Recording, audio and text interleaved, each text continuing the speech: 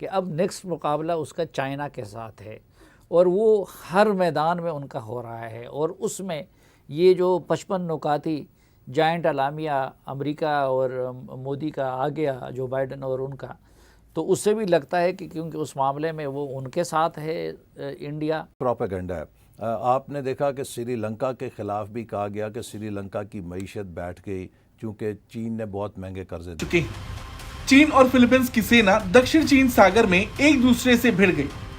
दरअसल फिलीपींस का एक सप्लाई बोट को चीन ने आगे बढ़ने से समुद्र में ही रोक दिया। करने के लिए फिलीपींस ने भारत की ब्रह्मोस मिसाइल को लेकर डील की थी और अब फिलीपींस अपनी नौसेना के लिए पनडुब्बियां हासिल करना। ब्रह्मोस सुपरसोनिक मिसाइल एक दफा फिर से जी वायरल हो चुका है पाकिस्तान में। खबर के मुताबिक made in India missile BrahMos missile की डिमांड दिन ब दिन पूरी दुनिया में बढ़ती जा रही है। मैं अक्सर इस चीज से बड़ा डर जाती हूँ क्योंकि इंडिया ने अपनी जो ताकत है, जो उसकी डिफेंस ताकत है, अगर 15 मिनट में मुसलसल इस्तेमाल कर ली, हमारा पाकिस्तान तो वो अब मैं कहती हूँ 100 साल को डीन्यूक्लियराइज करना चाहते थे, इसलिए टीटीपी और बीएलए बनाई थी। इन्होंने इंडिया को इजाजत दी थी कि आए अफगानिस्तान से आप पाकिस्तान पर हमले करें। अजीत कुमार डोवल और उसकी सारी वो ऑफेंसिव डिफेंस की स्ट्रैटेजी जो अफगानिस्तान के जरिए पाकिस्तान।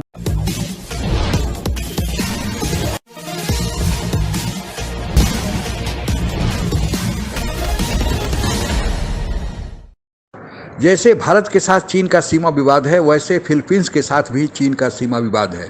पहले फिलीपींस चीन से डरता था, चीन के सामने खड़ा नहीं होता था, लेकिन जब से भारत ने फिलीपींस की पीठ पर हाथ रखा है और अपना ब्रह्मोस मिसाइल फिलीपींस को सौंपा है, तब से फिलीपींस चीन की आंखों में आंखें डालकर बात कर रहा है। और उसका नज़ारा देखने को भी मिला जब साउथ चाइना सी में फिलीपींस के जहाज ने चीनी जहाज को खदेड़ दिया। आगे की कहानी सुनते हैं। चीन और फिलीपींस की सेना दक्षिण चीन सागर में एक दूसरे से भिड़ गई। दरअसल फिलीपींस का एक सप्लाई बोट को चीन ने आगे बढ़ने से समुद्र में ही रोक दिया। जब फिलीपींस ने विरोध किया तो चीनी कोस्ट गार्ड ने वाटर कैनन से बौछार कर दी, जिसके बाद फिलीपींस और चीन के पर चीन अपना दावा करता है। वहीं इंडोनेशिया, फिलीपींस, वियतनाम, मलेशिया, ये सभी देश साउथ चाइना सी के कुछ हिस्सों पर अपना दावा करते हैं और यही वजह भी है कि इन देशों और चीन के बीच विवाद बढ़ता जा रहा है। हालांकि थोड़े समय पहले चीन के खिलाफ ही कार्रवाई करने के लिए फिलीपींस ने भारत की ब्रह्मोस मिसाइल को लेकर डील की थी और अब फिलीपींस अपनी नौसेना के लिए पनडुब्बियां हासिल करना चाहती है। दक्षिण पूर्वी एशियाई देश हो या अमेरिका, आज हर वो देश जिनके लिए चीन खतरा बन चुका है, भारत की तरफ रुख कर रहे हैं, क्योंकि ये देश जानते हैं कि चीन से निपटने के लिए भारत ही एक ऐसा देश है जो सक्षम है। वहीं चीन भी जानता है कि भारत की बढ़ती धाक उसके लिए कहीं ना कहीं। अमेरिकन रिपोर्ट ये आई है कि इंडिया के पास 14,000 ब्रह्मोस है, ठीक है, सिर्फ ब्रह्मोस। इतने सारे इंडिया के मिसाइल हैं वो अलग है, सिर्फ ब्रह्मोस 14,000। और सेम रिपोर्ट चाइना की आई है, चाइना बोलता है 80,000 ब्रह्मोस है। देखिए अभी अर्जेंटीना के जो आए हैं डिफेंस मिनिस्टर, वो तेजस में इंटरेस्टेड है, प्रचंड हेलीकॉप्टर्स वगैरह में इंटरेस्टेड है। लेकिन जो एक इम्पोर्टेंट चीज जो मेरे नोटिस में आई वो थी कि वो ब्रह्मोस के नेवल वर्जन में इंटरेस्टेड है। अभी रिलेशन बेहतर करते हैं, ज्यादा फायदा किसको है? मेरे ख्याल से ज्यादा फायदा पाकिस्तान की है, क्योंकि इंडिया की एजुकेशन सिस्टम जो है वो पाकिस्तान से बहुत बेहतर है। बिल्कुल, उनके जो इंस्टीट्यूट्स हैं वो माने जाते हैं दुनिया में, किसी न किसी IIT है और बहुत से ऐसे हैं, बहुत अच्छे रैंक्स हैं उनके इंस्टीट्यूट्स के। अगर पाकिस्तानी स्टूडेंट्स वहाँ पे जाते हैं, उनकी लर्निंग मजीद बेहतर हो सकती है। अर्जेंटीना के डिफेंस मिनिस्टर भारत के अंदर मौजूद है और उन्होंने भारत सरकार से ये डिमांड की है कि हमें आपका डिफेंस सिस्टम चाहिए, हमें आपका ब्रह्मोस चाहिए। भारत की इस तरक्की पर पाकिस्तानी अवाम क्या कहे? भारत सपोर्ट कर रहा है हमें। तो अगर ताल्लुकात अच्छे होंगे, फिलीपाइन को दे रहा है, अर्जेंटीना को दे रहा है, ठीक है, तो हमें भी दे। नहीं, पाकिस्तान को सपोर्ट कर रहा है भारत। तो हमने कोई हालात छोड़े हैं? जी जी जी। मैं आपके जो टॉपिक है ना उसके मैं ये कहना चाहता हूँ, आप कह रही है ना कि उन्होंने तरक्की कर ली है। बिल्कुल की है। जारी बात है, वो सारी इसराइली पावर, यहूदी लॉबी, सारे काफिर तो इकट्ठे हैं मुसलमानों के खिलाफ। और जब अल्लाह ने कुरान में फरमा दिया है कि ये यहूदो नसारा आपके दोस्त नहीं हो सकते, इसमें गलतियाँ हमारी भी हैं, हमारे हुक्मरानों की भी हैं, वो भाग भाग के उनके पास ही जाते हैं।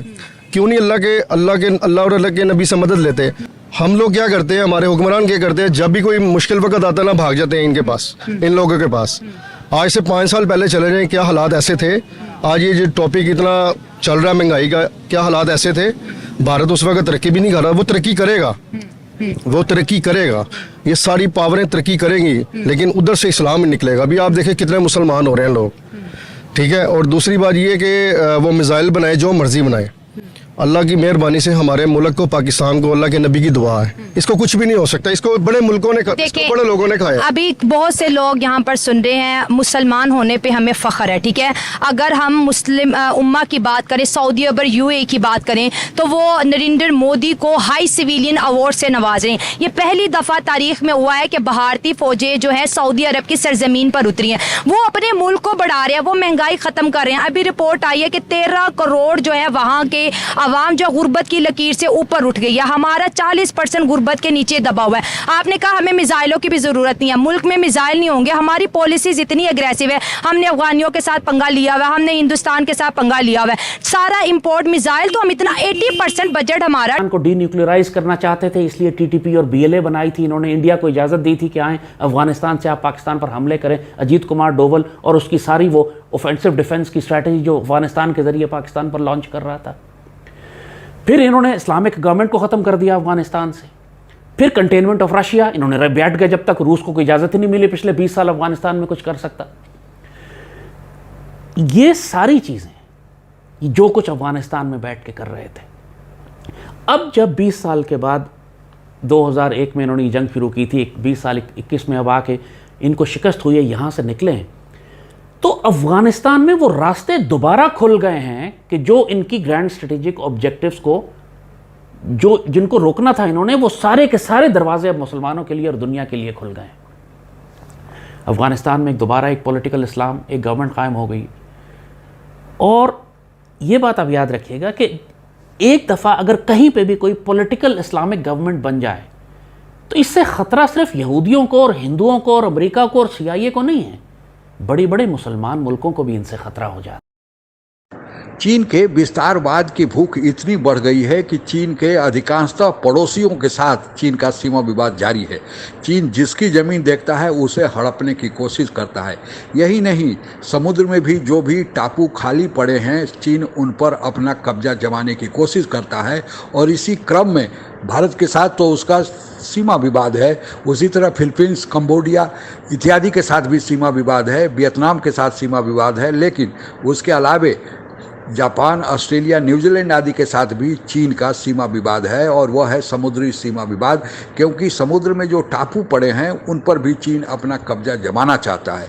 और इसके पीछे कारण यह है कि चीन कहता है कि साउथ चाइना सी चूँकि चीन के नाम पर है, इसलिए उस पर उसकी दादागिरी चलेगी। भारत ने भी उसका पलटवार दिया था कि हिंद महासागर चूँकि भारत के नाम पर है, तो भारत को भी हिंद महासागर में अधिकार जैसे चीन को चाहिए वैसे मिलना चाहिए। तब से चीन की बोलती बंद है। चीन अमेरिका के लिए सबसे बड़ा खतरा बन जा रहा है। हालांकि चीन विश्व शांति के लिए खतरा है, लेकिन अमेरिका चूंकि सुपर पावर है और चीन सुपर पावर बनना चाहता है, और वह भी अमेरिका को बेदखल करके अपना वर्ल्ड ऑर्डर बनाना चाह रहा है। और उसे पाकिस्तान, श्रीलंका जैसे गुलाम चाहिए जिनको पैसा देकर वह अपने को गुलाम बना रखा है। श्रीलंका की गुलामी से भारत ने किसी तरह श्रीलंका को मुक्त किया, लेकिन पाकिस्तान को अभी भी अक्ल नहीं आ रहा है। और जो देश चीन की गुलामी नहीं कहते हैं, चीन उनको धौंस जमाने लगता है, और फिलीपींस भी उन्हीं में से एक है। लेकिन फिलीपींस के पीठ पर भारत का हाथ है। धीरे धीरे जितने भी चीन के विरोधी देश हैं वह भारत के नेतृत्व में गोलबंद हो रहे हैं, और भारत उन सबको हथियार मुहैया करा रहा है, अस्त्र शस्त्र मुहैया करा रहा है, उनके लोगों को ट्रेनिंग दे रहा है, ताकि चीन के साथ अगर ज़रूरत पड़े तो एक तरफ से नहीं बल्कि चारों तरफ से हमला किया जाए, और चीन जैसे बकासुर को एक साथ मारकर उसे धराशायी किया जाए। अमेरिका चाहता है कि भारत चीन के साथ लड़े, अमेरिका मदद करेगा, लेकिन अमेरिका पर अभी तक भारत का उतना भरोसा नहीं बना है, क्योंकि अमेरिका का पहले का जो इतिहास रहा है वह केवल दूसरे को लड़ाकर तमाशा देखने का है। जैसे कि रूस और यूक्रेन युद्ध में अमेरिका तमाशा देख रहा है, केवल मदद कर रहा है यूक्रेन का, लेकिन जो मारे जा रहे हैं लोग, जो विनष्ट हो रहा है, वो तो यूक्रेन की ज़मीन और मकान, फसल नष्ट हो रहे हैं, कारखाने नष्ट हो रहे हैं। भारत नहीं चाहता है कि अमेरिका के उकसावे पर चीन के साथ युद्ध शुरू कर दे, लेकिन अगर चीन युद्ध भारत पर थोपा तो भारत पीछे भी नहीं हटेगा, क्योंकि भारत ने अपने को इतना मजबूत कर लिया है कि अब वह चीन के बस की बात नहीं है।